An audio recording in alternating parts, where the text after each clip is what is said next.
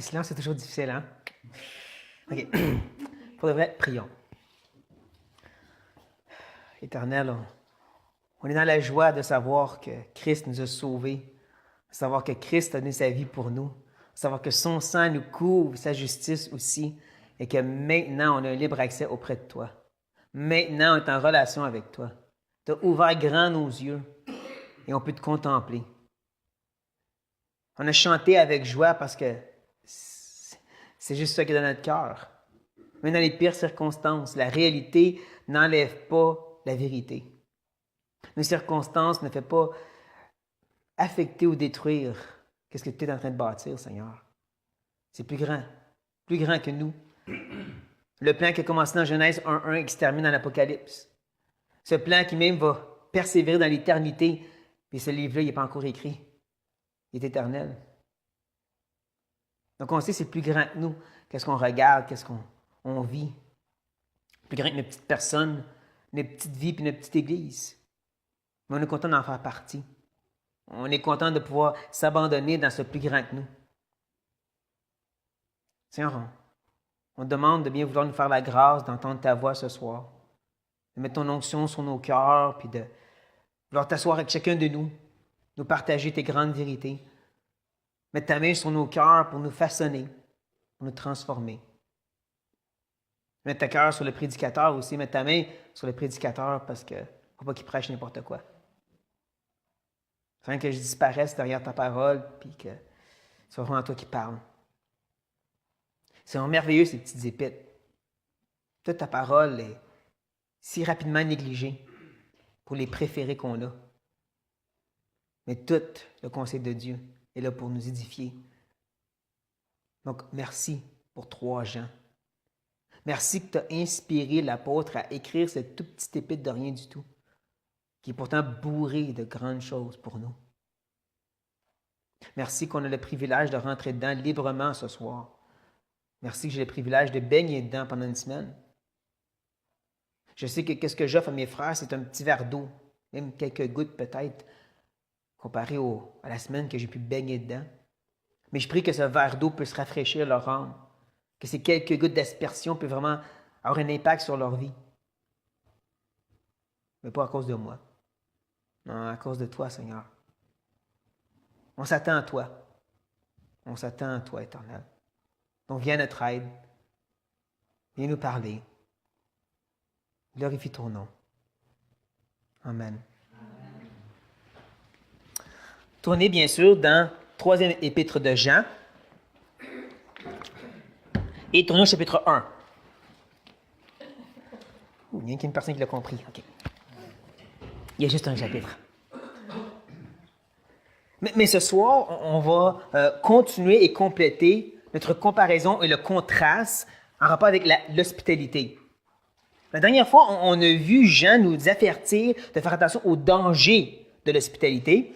Là, cette fois-ci, il va nous montrer que des fois, il faut prendre des risques. Il faut mieux comprendre en temps et lieu.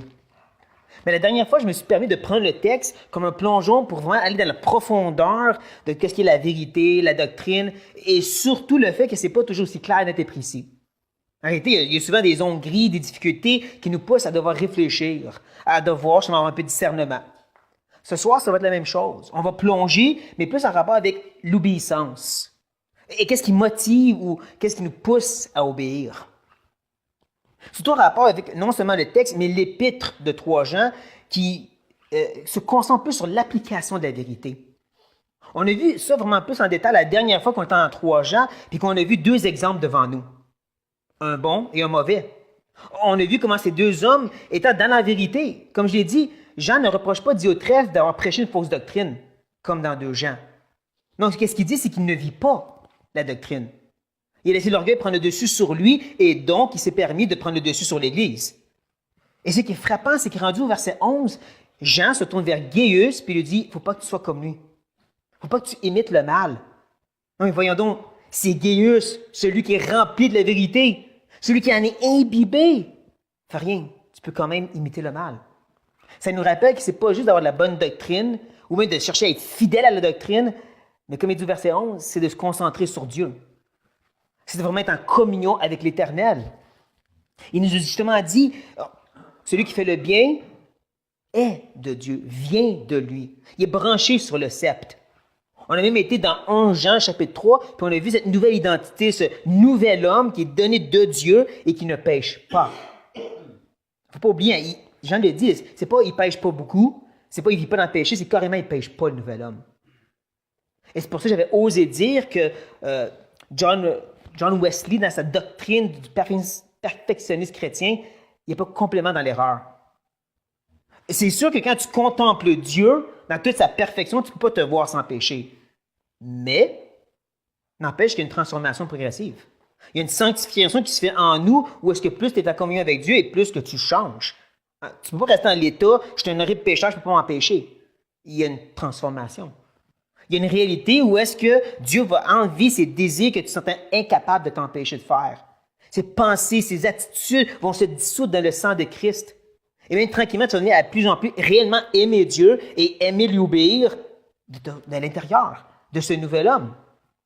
Comme il a dit aussi dans le verset 11, celui qui fait le mal n'a pas vu Dieu. Il n'est pas en train de le contempler, mais d'être transformé à l'image de Christ. C'est donc possible d'arriver au point d'être comme Démétrius et d'être un exemple à suivre. Dans un tel témoignage que l'apôtre Jean témoigne de lui, que tous, incluant peut-être ses ennemis, témoignent de lui, mais plus encore, la vérité témoigne de cet homme. Il vivait la vérité. Il pratiquait ce qu'il prêchait. Il était transformé par sa théologie, cet homme-là. Là, comme j'ai dit, on va aller encore plus en profondeur face à l'obéissance et qu'est-ce qui la motive ou qu'est-ce qui est la raison pourquoi qu'on obéit. Et c'est pas juste la Bible dit, donc je le fais. Il y a plus encore. Mais ça, on va le voir en lisant des versets 5 à 8. Bien-aimé, tu agis fidèlement dans ce que tu fais pour les frères, et même pour des frères étrangers, lesquels ont rendu témoignage de ta vérité en présence de l'Église. Tu feras bien de pourvoir à leur voyage de manière digne de Dieu, car c'est pour le nom de Jésus-Christ qu'ils sont perdus, sans rien recevoir des païens. Nous devons donc accueillir de tels hommes afin d'être ouvriers avec eux pour la vérité. Le texte qui est devant nous peut se séparer en deux. Je dirais que c'est les deux motivateurs qui nous amènent ultimement à le but ou la raison pour qu'on obéit, selon le texte de ce soir. Parce que bien sûr, il y a plusieurs grandes raisons, ça va être une de ces grandes raisons. Je dirais que c'est comme les esclaves en Égypte dans le temps. On les fouettait pour les faire avancer, des motivations. Mais le but de les faire travailler, c'était pas juste pour le fun de les faire travailler. Il y avait des pyramides à bâtir. C'est là que je veux dire qu'il y a un but plus grand que juste on obéit parce qu'on obéit. Les deux motivations en soi, c'est la récompense, versets 5 et 6, et les responsabilités, 7 et 8. Bien sûr, en soi, Gaius ne cherchait pas à être loué des gens. C'est pas ça qu'il avait dans la tête, c'est pas ça qu'on semble voir. N'empêche qu'il reçoit des grandes louanges ce soir. On commence avec la petite expression « bien-aimé ». Je l'avais déjà dit, c'est la plus petite épée du Nouveau Testament et on trouve 4 fois l'expression « bien-aimé ». Et toutes les 4 fois, c'est pour Gaius. Il est même appelé le bien-aimé. Ton Église t'aime bien. Tous les gens qui te rencontrent t'aiment bien. Moi-même, je t'aime bien, puis il répète 3 fois encore « je t'aime bien, je t'aime bien, je t'aime bien ». Là, il va expliquer un peu plus pourquoi il l'aimait autant cet homme-là. Il dit ensuite, tu agis fidèlement dans ce que tu fais. On arrête ici un instant. Parce qu'on a 2 mots d'action, 2 verbes devant nous très importants.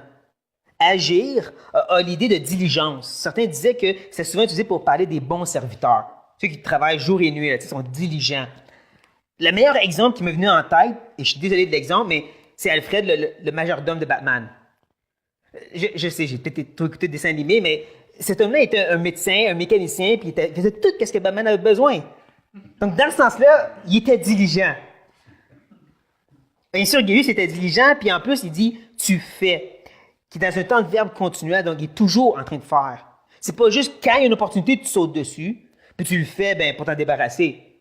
Non, tu es toujours en train d'agir et tu le fais avec diligence. Pas pour rien qu'il dit qu'il est fidèle ou fidèlement.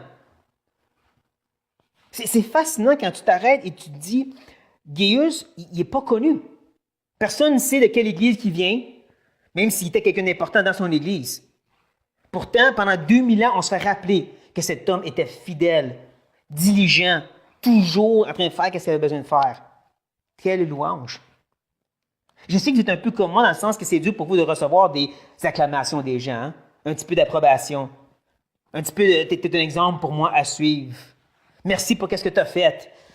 Ça nous rend un peu inconfortable. Pourtant, il y a une place pour ça, comme on le voit ici avec Gaius.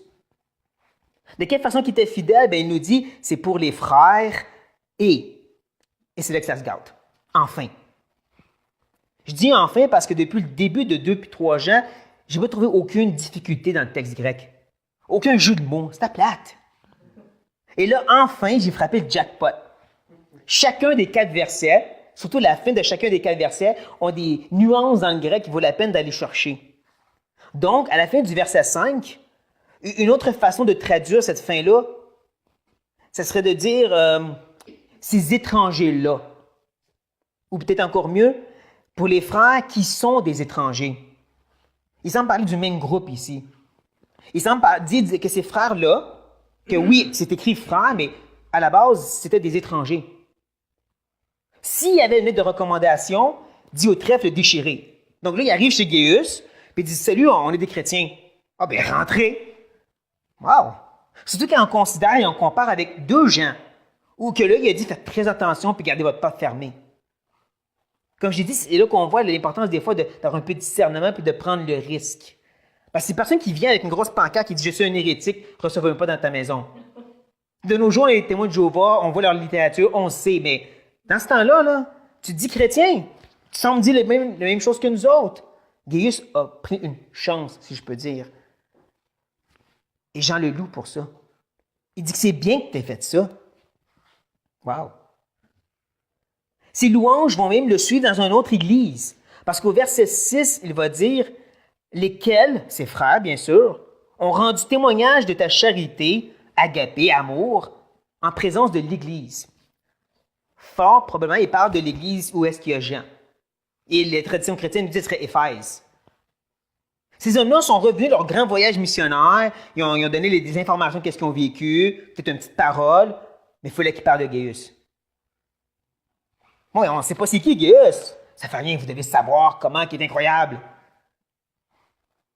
C'est spécial quand Dieu fait ça, n'est-ce pas? Permet qu'on se connaître ou reconnu de ailleurs qu'un petit patelin. Hein? Comme les fameux garçons, connus en Tahiti ou Philippines. Et je suis sûr que les gens sont reconnaissants quand ils arrivent. À tel point qu'ils doivent se dire un peu comme certains autres, d'où vient cette reconnaissance? On ne fait pas grand-chose, nous autres. Gloire à Dieu. Puis Gaius a reçu cette sorte d'acclamation-là. Et c'est pas fini. Peut-être comme moi, dans la traduction, au verset 6, à la fin, ça dit « Tu feras bien de pourvoir leur voyage. » Tout le monde a ce même verbe-là, « Tu feras bien. Oui. » Comme si ils sont encore avec Gaius, puis Jean lui dit « Pourvoir leurs besoins. » Sauf qu'on vient juste de dire qu'ils sont retournés auprès de Jean.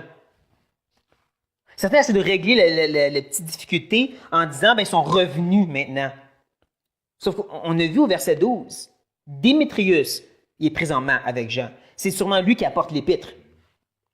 Jean, il aurait pu facilement ajouter une petite ligne au verset 12 puis dire « et Marc, et Paul, et Steve ». Il aurait pu ajouter les autres personnes s'ils sont là, mais non, il dit juste Démétrius. Certains expliquaient que c'est possible de aussi utiliser le verbe de cette façon au passé. Donc, tu as bien fait de pourvoir à leurs besoins, qui ferait plus de sens avec le contexte.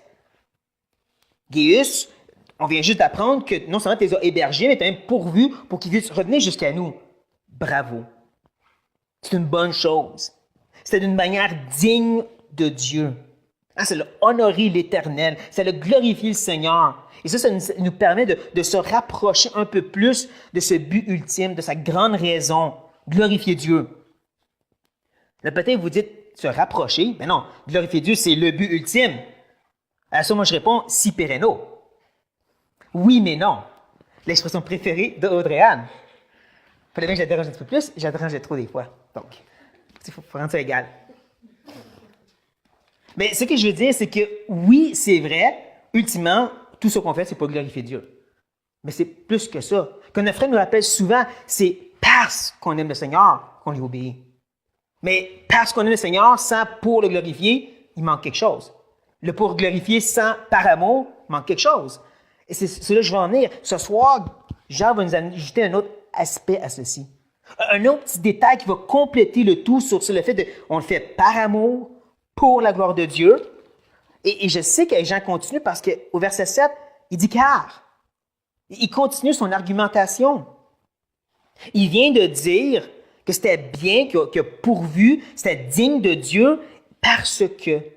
Alors, ça veut dire j'ai encore d'autres choses à te dire. C'est là qu'il nous amène justement à la responsabilité. Je dirais même 2 responsabilités en tant que chrétien. Il y en a plein d'autres, bien sûr, mais Jean nous en donne 2.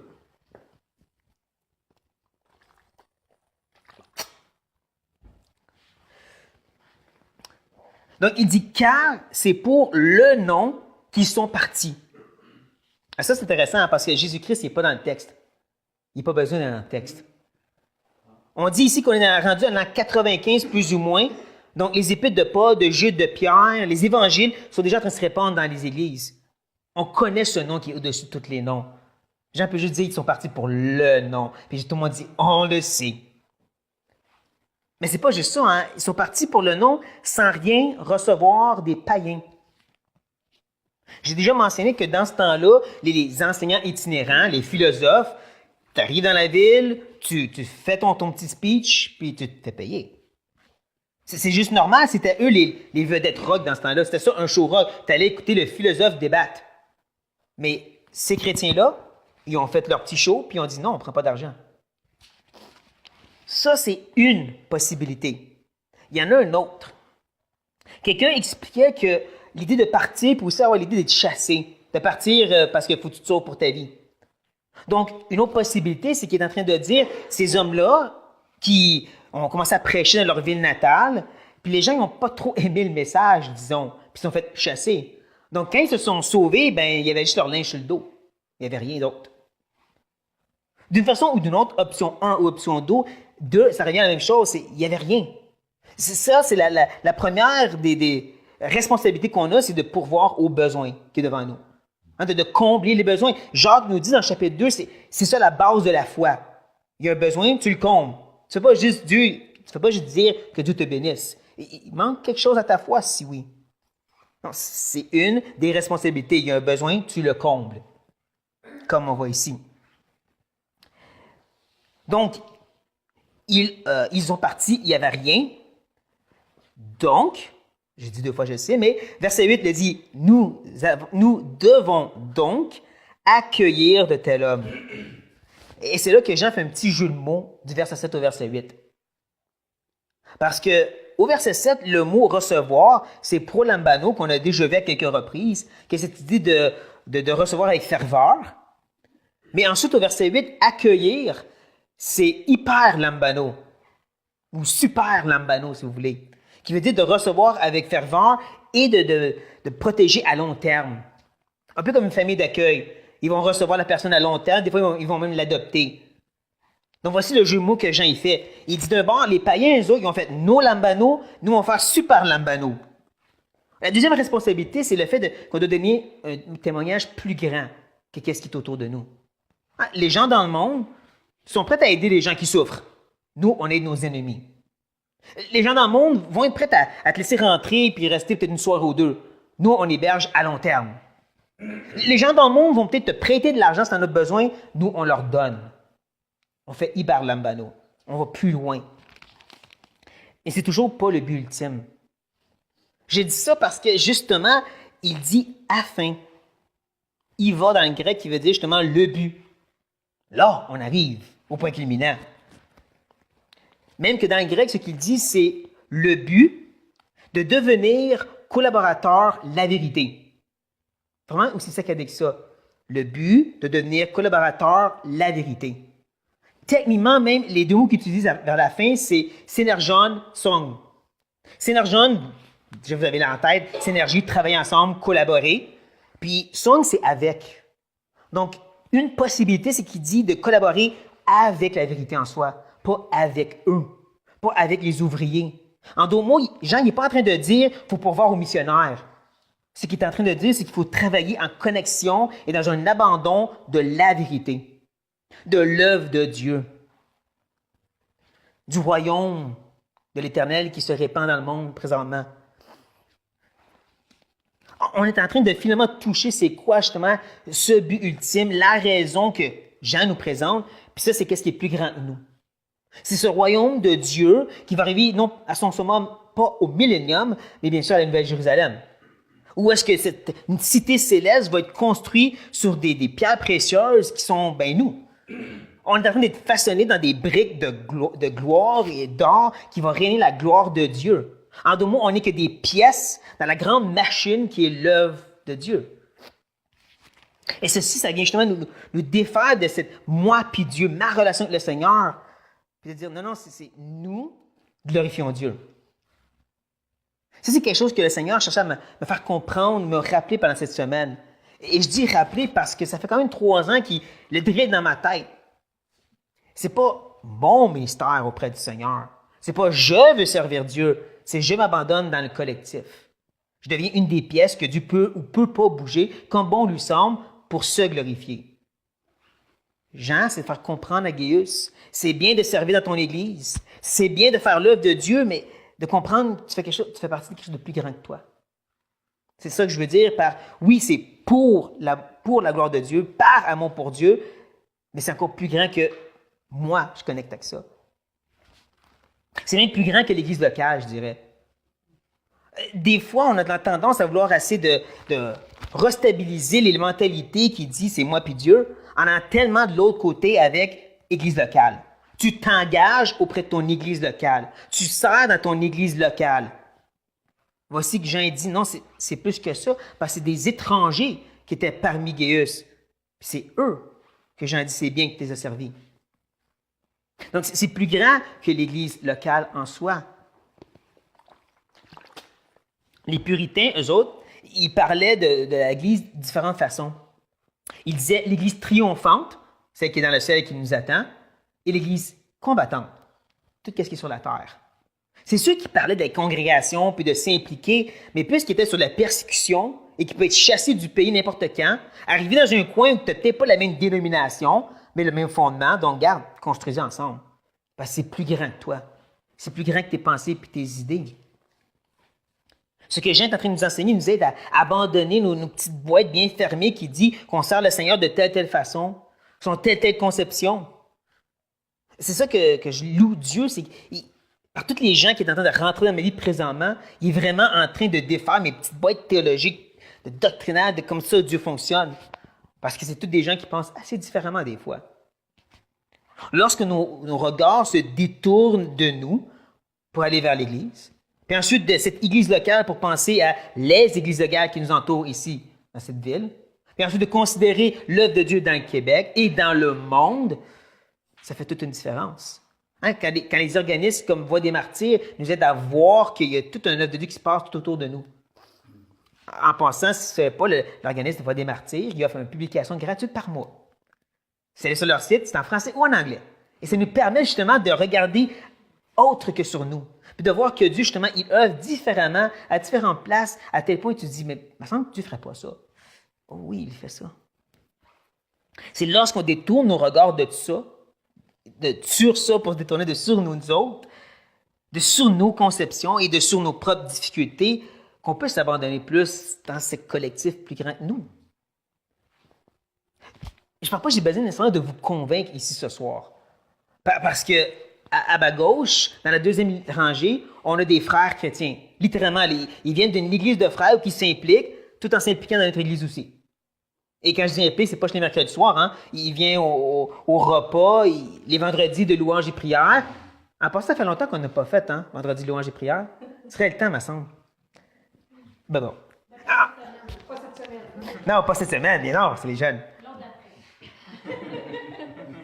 Et comme j'ai dit, on a aussi les fameux garçons connus à travers l'œuvre chrétienne pentecôtiste de Tahiti jusqu'aux Philippines, qui s'impliquent dans cette église auprès de la jeunesse. On peut même parler de la jeunesse, qui vont souvent à des conférences ou des camps chrétiens dans d'autres églises.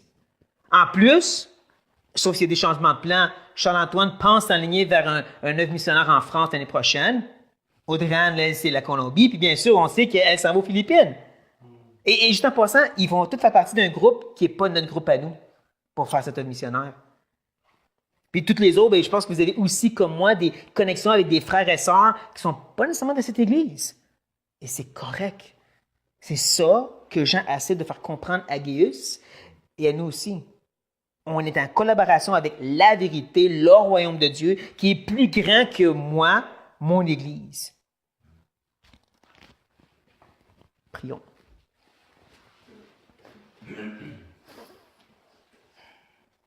Vraiment éternel, il me semble que c'est une réalité trop grande. Il me semble que je n'ai pas vraiment bien exprimé à quel point que on n'est pas assez abandonné dans ce collectif.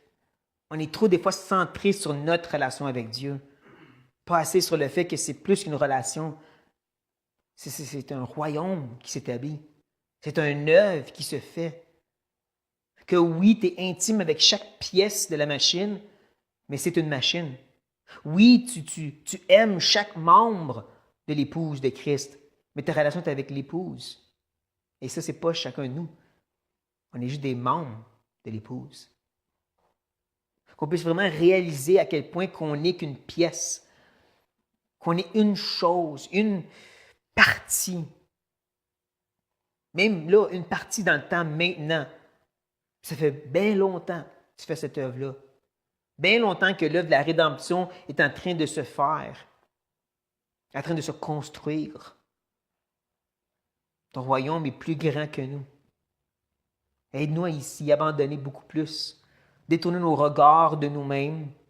Détourner nos regards de nos désirs de te servir. C'est vraiment s'abandonner à juste être dans le collectif. Être dans l'œuvre de Dieu. Seigneur, il n'y a pas de pièce plus importante que d'autres. Paul le dit. J'ai semé, Apollos a arrosé, puis un autre qui va récolter. Puis tous ont servi Dieu. Il y en a un qui prie, il y en a un qui passe des traités, il y en a un qui évangélise, puis tous l'ont amené au Seigneur. Si on peut regarder à l'importance qu'ils viennent au Seigneur, l'importance que des hommes soient sauvés, l'importance que l'Église de Christ s'établit, ça nous aiderait à revenir à être la petite brique que tu veux qu'on soit. Viens nous aider face à ça, Éternel. Viens corriger nos façons de penser. Viens corriger notre résistance à ces choses. Viens qu'on puisse réellement se donner à quelque chose de plus grand que nous. Parce que tu es un Dieu infiniment grand. Amen.